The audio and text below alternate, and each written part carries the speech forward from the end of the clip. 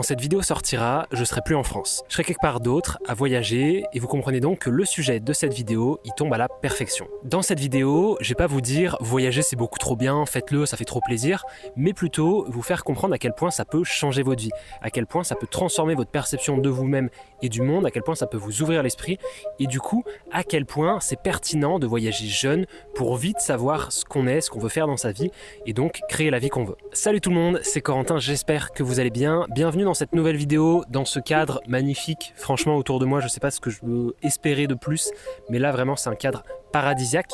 Et dans cette vidéo, comme vous l'aurez compris, on va parler de voyage et plus particulièrement des bienfaits du voyage sur le long terme, sur l'existence, vraiment l'impact du voyage sur votre vie.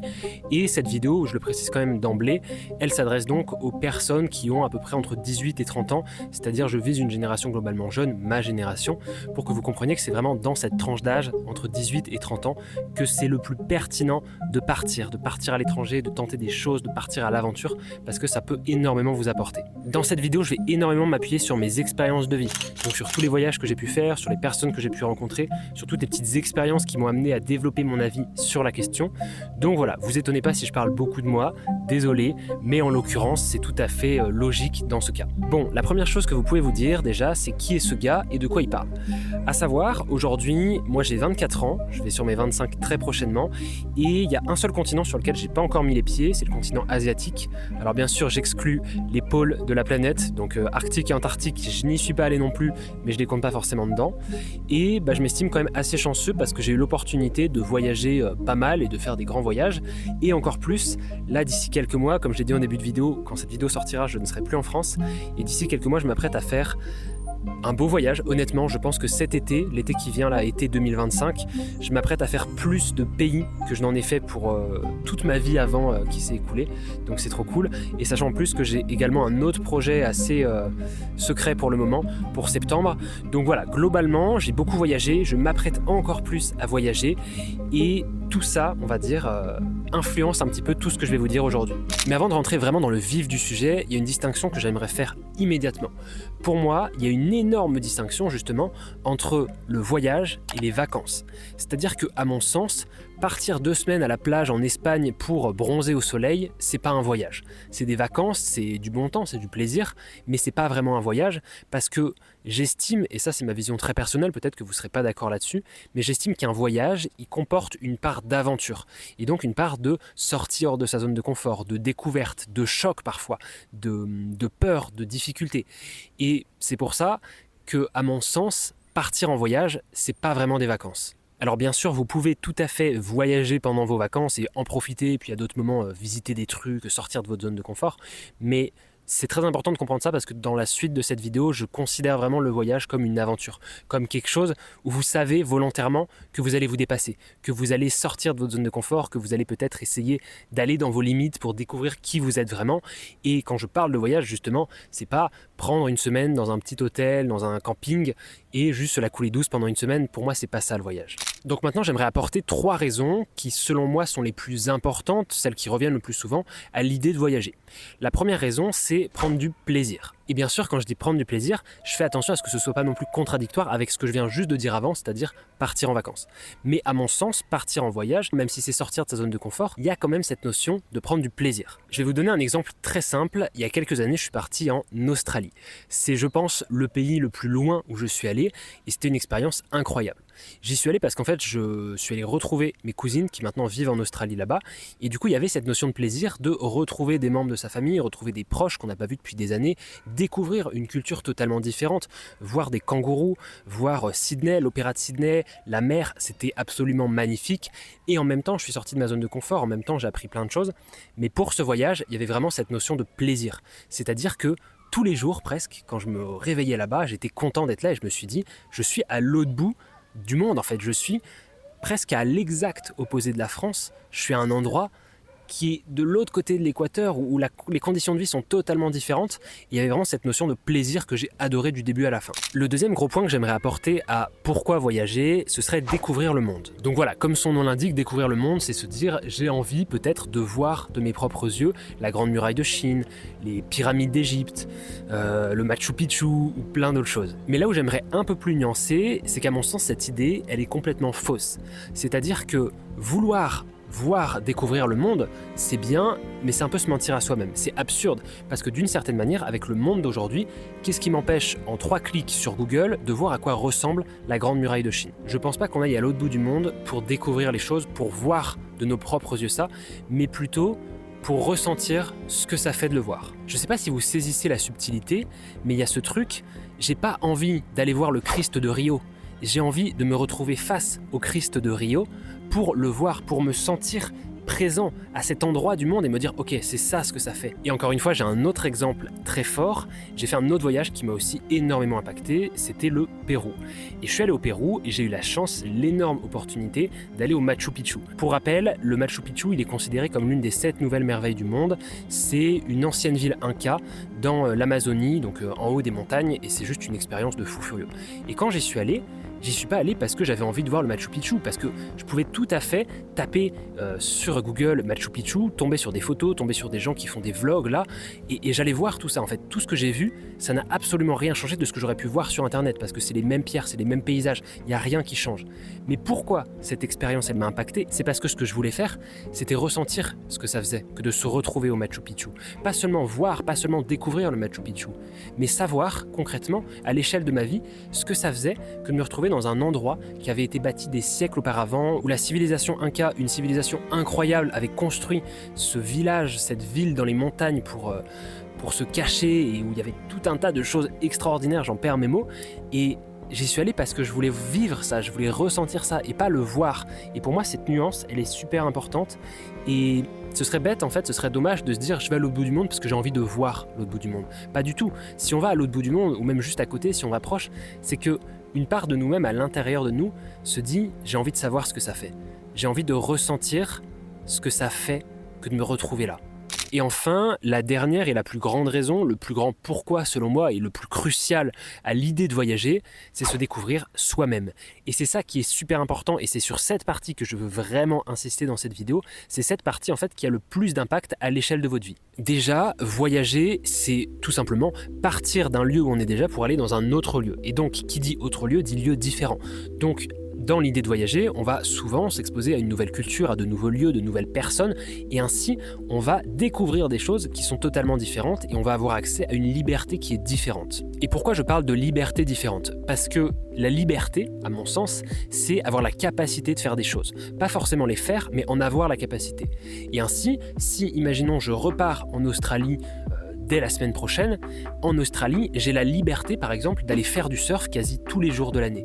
Chose que je ne peux pas faire ici. Alors pour rappel, là je suis à Clermont-Ferrand, en Auvergne, dans le Puy-de-Dôme, en France. Comment vous dire que c'est pas ici que j'ai l'opportunité de faire du surf tous les jours. Mais si je vais en Australie, j'ai une liberté qui est complètement différente. Et pas seulement par rapport au surf, par rapport à tout un tas d'autres disciplines.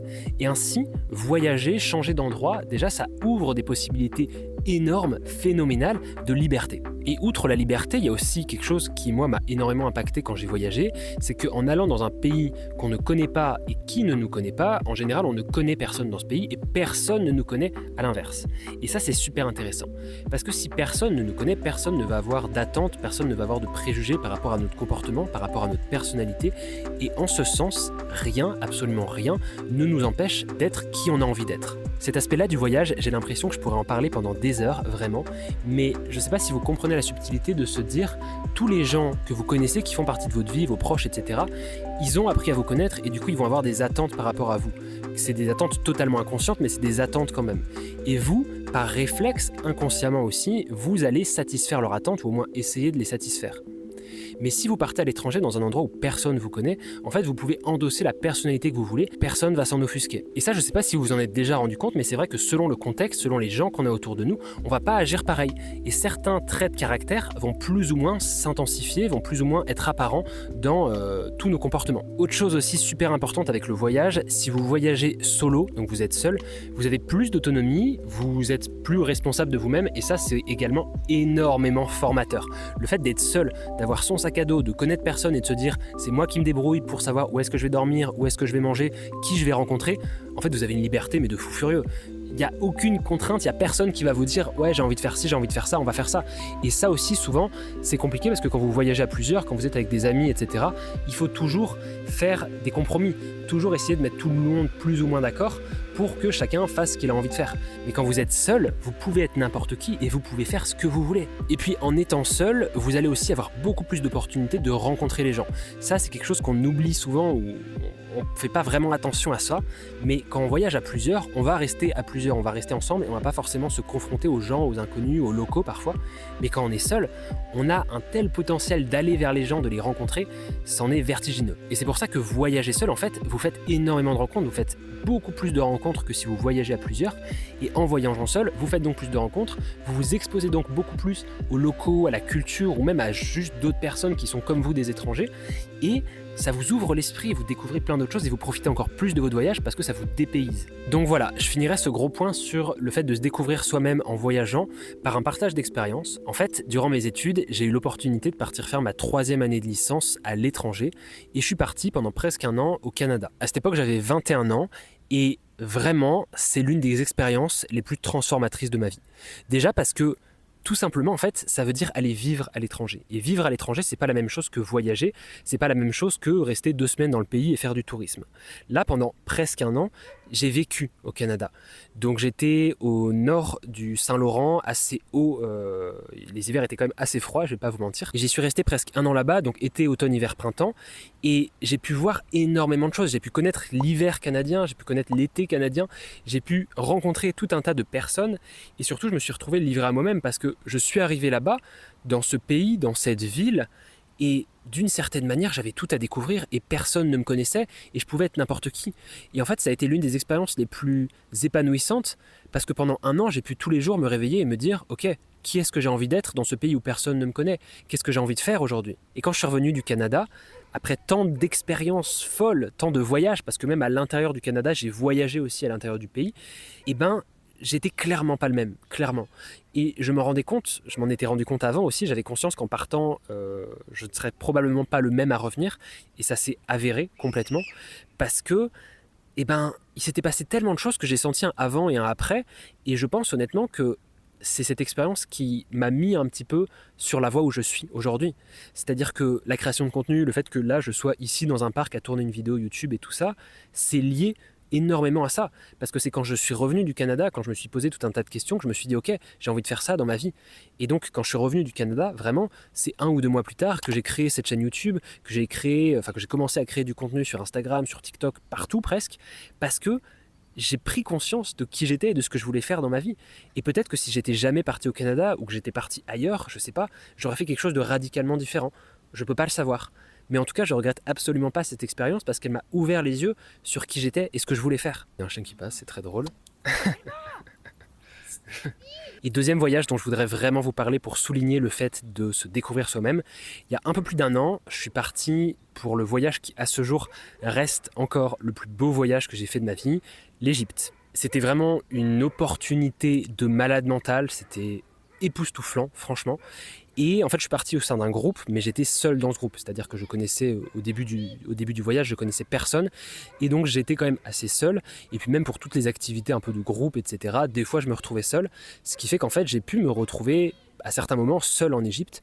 Et c'était juste extraordinaire parce que le contraste, le choc culturel même, c'était phénoménal. Et surtout pour l'Égypte qui a un petit peu comme le Pérou, cet héritage millénaire.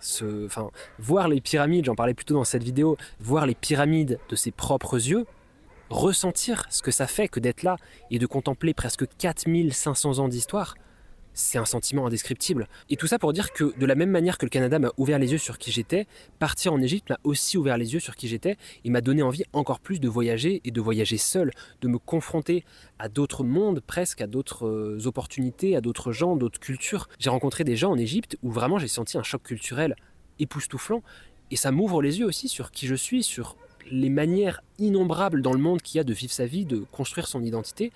Et je pense qu'à rester trop renfermé sur soi et toujours au même endroit, on passe à côté de possibilités et d'opportunités de grandir et de découvrir le monde, mais faramineuses. Bref, on va conclure cette vidéo parce que j'ai pas le temps sous les yeux, la caméra est trop loin de moi pour que je vois le temps qui s'est écoulé, mais je pense que je parle depuis un bon moment.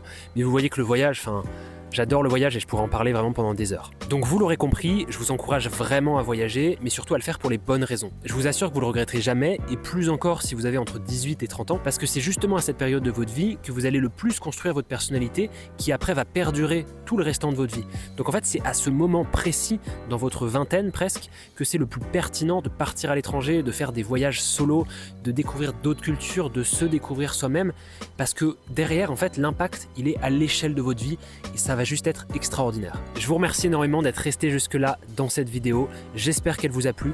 N'hésitez pas à vous abonner, parce que comme je l'ai dit au tout début de cette vidéo, il y a de très beaux projets qui arrivent pour cet été et pour après, des projets que je vais partager ici en rapport avec le voyage. Donc si cette thématique vous intéresse, n'hésitez pas à vous abonner. N'hésitez pas également à commenter ce que vous avez pensé de cette vidéo. Si vous aussi vous avez des conseils pour le voyage, quels sont vos avis, votre point de vue sur un petit peu voilà, cette philosophie du voyage. Et puis moi je vous dis à très bientôt pour une nouvelle vidéo. Partez voyager, c'est le truc le plus important à retenir de cette vidéo. Prenez soin de vous, c'était Corentin, salut tout le monde.